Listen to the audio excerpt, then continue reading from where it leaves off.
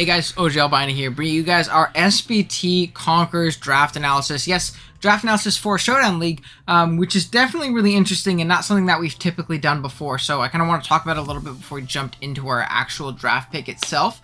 But yeah, I really, at least my personal favorite type of like draft league content was the draft league content you'd see back in the day where people would post-com their showdown matches. And again, I know this isn't for everybody, so if this isn't for you, completely fine. Like, do not worry about it in the slightest.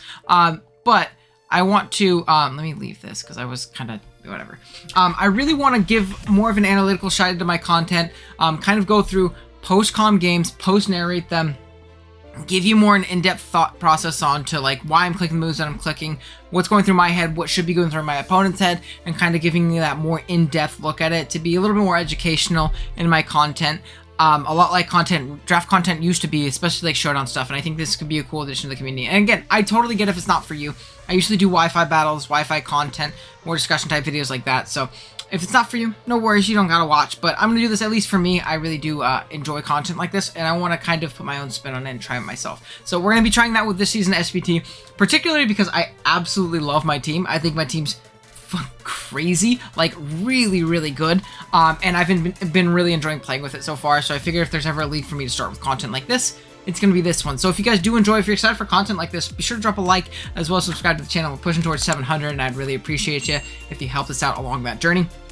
And yeah, with that being said, we can kind of start talking about the draft and things like that, and you know, what I drafted and why I drafted and stuff like that. So going into the draft, we had something like 8th pick, which is, if you've played draft before, you know that's an absolutely terrible pick. Anywhere between like 7, 8, 6, 9, something like that is pretty terrible, because you're not getting anything super broken at the top, and you're not really able to pair really good cores towards the bottom together with like a bottom pick and like getting it with a pseudo type wheel pick or anything like that. So you're kind of shit out of luck when it comes to a spot like that. And especially my draft philosophy in general is this, but especially at this point in the draft, if I'm 8th, 9th pick, something like that, my thought process is going in is grab the best mon on the board, and we'll try and make do from there. And much to you know, the surprise of me, but you know, something I'm definitely not complaining about, I actually ended up getting Mega Gallade first overall my first overall pick, with the 8th pick in the draft, which I think is pretty crazy. If you guys watched the video that I put out a couple weeks ago, it might have even been a month ago at this point, where I had the community kind of vote on what they think the top 5 Pokemon in draft are. Mega Gallade actually got the 5th best. So if you go up based off of that information, and again, that's just not just my personal opinion, that's most people's opinion, at least the opinion of most people who, you know, submitted answers for that video. We shouldn't really be able to get this Pokemon at this point, but we did, and I think that's really awesome. By far the best mon left on the board, in my personal opinion. This Pokemon really does not have any switch-ins. With that 165 base attack, that crazy stab combination, and psychic fighting, I love something like Mega Medicham. Gallade is just objectively better though, especially with that 110 base speed, hitting that 350 with a jolly nature, which is really clutch. That fat Spadef set is really nothing to be slept on as well. Really fat bulk up Mega Gallades, or like Wish Mega Gallades, or even like Wisp ones, are very solid, making this one a lot more versatile than people think. And again, on top of that crazy offensive stab and coverage and things like knockoff, Earthquake, we get Fire Punches if we play some Scizors or something like that, Leaf Blades and Ice Punches, or Triple Axle if we're feeling a little bit more frisky, Shadow Sneak for priority, Swords Dance and Bulk Up for setup. We can taunt things, we can Wisp things like I said, which is really cool, we can Wish, we can Toxic and Thunderwave. Like, this thing is very solid, and again, you're not going to see like Toxic or Thunderwave Mega Gallade very often, because you're going to see it clicking its stabs plus knockoff in like a Swords Dance, or maybe even like a weird Wisp set, or like a mono attacking Bulk Up set with like Drain Punch or something like that. But an amazing Pokemon, and I think like just like the perfect mon to start off a draft with, especially in our position. I was definitely pretty happy to get this guy. But round 2, going in round 2, my philosophy is definitely, okay, Gallade was the best thing left on the board. What is the thing left on the board that pairs the best with Gallade and forms the best core with it? And I decided that Aegislash was actually going to be that Pokemon for me. Really solid pair with Mega Gallade, because it bullies fairies and bulky psychics, which Mega Gallade really doesn't appreciate. Especially the bulky psychics, being able to bully those is really clutch. And Gallade bullies the ghost resistant immunities that Aegislash doesn't like. Those normal types, those dark types, things like that. It comes in and it clicks close combat, it clicks in headbutt. things like that. It sets up a Swords Dance, and it also can bully down opposing ghost types with, like knockoffs and things like that. They're not going to want to switch in very well. However, obviously, they do both have a ghost weakness, which is something we'll have to patch a little bit later, but honestly, I think that's fine. Getting a ghost resist is such an important thing anyways. A good ghost resist or a good ghost immunity, which you'll see which one we end up going with in a little bit, is obviously great.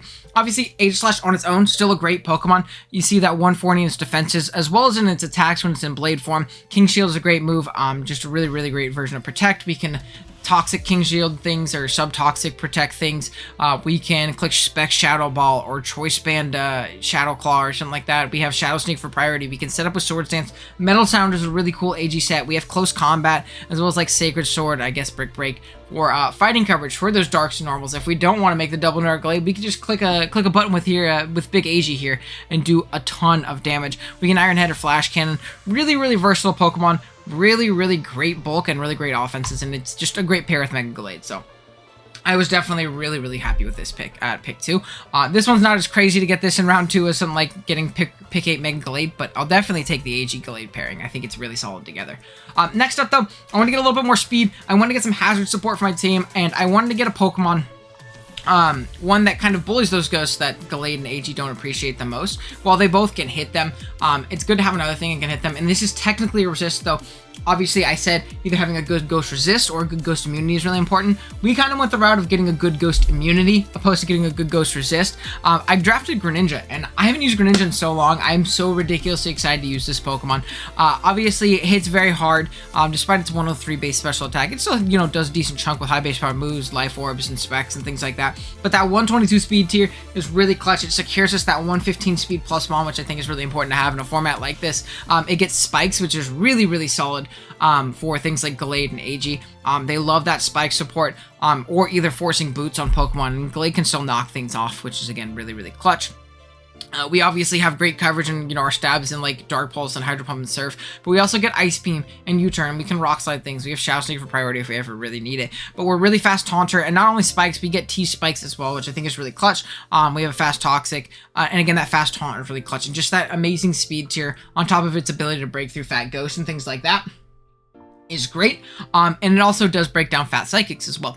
Now, we do, again, have to be a little bit careful with those Psychics and those Ghosts, because while Greninja does, resist and is immune to those Pokemon, it doesn't really switch into them if they have any coverage whatsoever for them, or even Greninja taking, like, a Spec Shadow Ball from, like, a Gengar. Like, it's not happening. So we have to be careful. We have to get better immunities and resist to things. I think with Psychics, we have them covered with AG, but with Ghosts, we gotta keep cognizant that Gren isn't really a Ghost Resist, and we need to get one later. But next up, I ended up grabbing Nidoking, another Fairy Killer, really, really helping out our, our Greninja, but especially our Glade, which is great. This gives me a Rocker, this gives me a Grounded Poison, and this gives me a Ground type, which are all three really important things.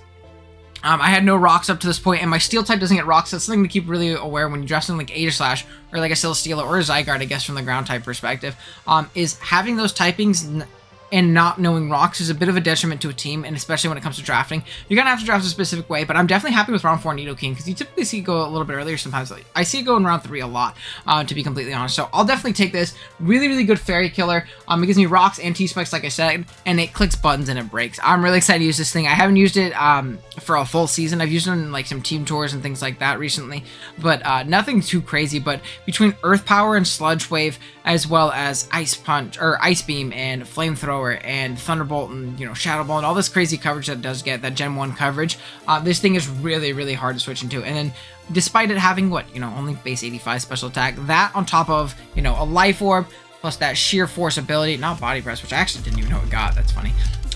This thing really does not have switch-ins. It is incredibly hard to switch into this thing. Whether it be a special attacker, a physical attacker, or mixed, it's going to click buttons and it's going to break through teams if you play with it correctly, which I'm definitely excited about. And the T-Spikes could also be really clutch for something like AG, and some of the more fat things that we grab a little bit later on, which I think is important. Now, next up, I already kind of talked about the lack of defensive utility that Gren really offers, and it not being a Ghost Resist, and it really being a bad Psychic immunity. But another thing that's really important, I think, when it comes to Gren, is grabbing another bulky water, because it's not a very bulky water, obviously. I think that's a very important role to have. So I end up kind of roll compressing, grabbing my bulky water, and grabbing my Fairy type in one. Oh, sorry. My thing is just absolutely tweaking. We grabbed Prima Arena, I kind of spoil a couple of the next picks, my bad. We end up grabbing Primarina next. Very, very good defensive typing in that Water Fairy. Really monstrous Spadef stat that I think is really slept on a lot. That base 116 Spadef on top of 80 HP and 74 defense is really solid. It can Calm Mind and Draining Kiss this gen. It has Encore, which I think is a really, really solid move on a mon like Primarina, which is great. It gets Flip Turn for momentum. I think like AV Prim is really, really solid with good Wish support. I think Prim in general is very, very solid with good Wish support. Now, it does, again, lack that reliable recovery, but AV or like Rest Talk as a way to keep yourself healthy is really, really clutch. And I think Calm Mind was a great addition to this thing's move pool. This gen, now we can Calm Mind and like Draining Kiss through things and just be a general nuisance. We also get dual screens if we ever want to go like a hyper offensive approach with Prim. We can like dual screens and then Flip Turn out maybe, but have to do something like that, which is again very, very solid. And even with its great defensive utility, offensively this Pokemon is very scary to switch into with the specs or just offensive Prim in general. 126 base special attack without Water Fairy typing is really, really clutch, as well as like Ice Beam and Energy Ball and things like that. Great coverage offensively and great defensive utility as well, which I think is really, really important. So I'm excited to use Prim this season. Again, we have to grab a little bit of a Wish Pass, or maybe keep it healthy, and maybe that can tie in, maybe get us good normal types so we have the good ghost immunity, kind of tie the team together a little bit, patch up some of its weaknesses, and of course you know how to draft my boy Licky, the best bulky normal in draft. I don't know what you guys expected. I feel like you should just know I'm gonna draft it at this point. By far my personal favorite bulky normal to draft in the format. I know a lot of people prefer things like Oddno and things like that, but I love me some Licky. Oblivious is such a good ability on a Pokemon like this.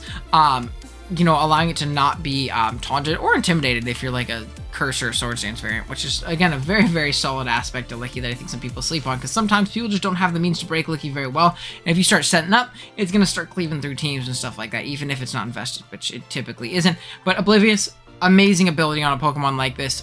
It's not the strongest thing in the world, but it not being passive enough to be taunted is really, really clutch in my opinion.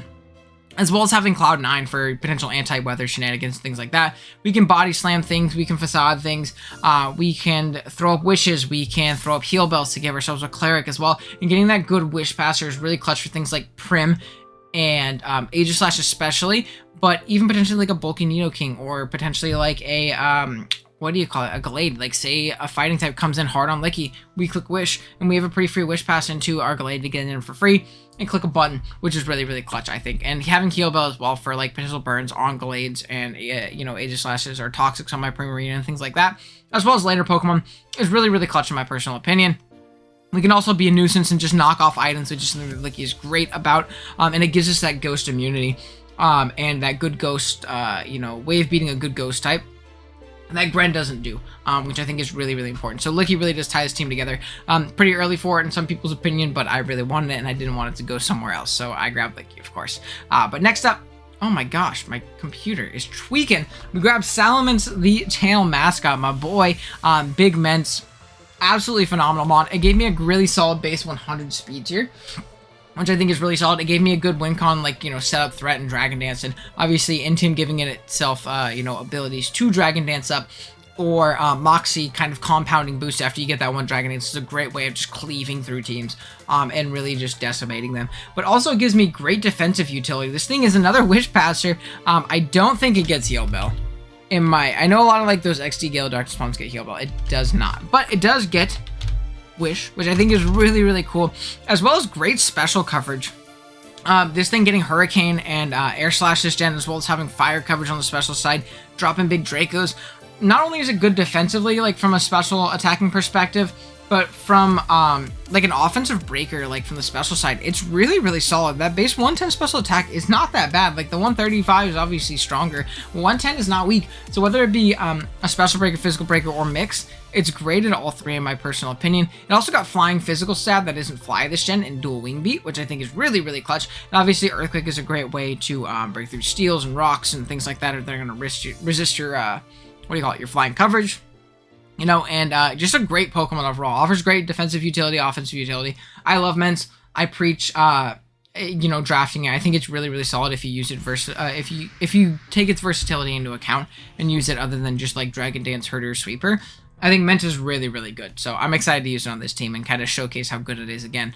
I've enjoyed it a few times. I've been able to actually draft my my favorite Pokemon, but I'm hoping I'm able to use it well again. Now going into the next pick, I realized I really needed a ground resist, and there wasn't too many left on the board. I was stuck with my least favorite ground resist in Serena. Not my favorite Pokemon in the world, I will not lie to you, but it does offer some things to the team. One being that ground resist. We didn't really have one up to this point. We just had immunities in Ments. I think that's it. Yeah, that's literally it. But it also gives us momentum in U-turn, so more momentum on the team is always a good thing. And it gives me rapid spin, which is really clutch as well, because I think my only removal up to this point was Ments, and that's not very good. So having that removal option is great to at least deter a little bit of that hazards versus me. I think hazards are really good versus me. Spikes in general are pretty good versus me. But now we have 2 options for removal, which I think is at least clutch in its own right. And offensively, sometimes Serena can, pull up and do some work with Power Whip and Knockoff and High Jump Kick and Triple Axle this gen, things like that. It's really solid. It also is another Cleric in getting Aromatherapy, which I think is pretty funny, but, 3 Clerics, pretty cool. But, just a general overall, it does what it needs to do on a team like this, and that's going to be a ground resist, be a nice slow U-turn pivot, get out of those Pokemon, get into our breakers, and that's kind of what Serena's here for. Nothing too crazy. Now going to the next pick, I realized only had, I believe, 1 rocker up to this point, right? Let's kind of go back and look. Yeah, only 1 rocker up to this point, and I only have 1 flying resist up to this point. So I wanted to grab a good rock type in the lower tiers that gave me both obviously that flying resist and that sturdy stealth rocker that can, always do its job. And I decided Regirock was going to be that Pokemon for me.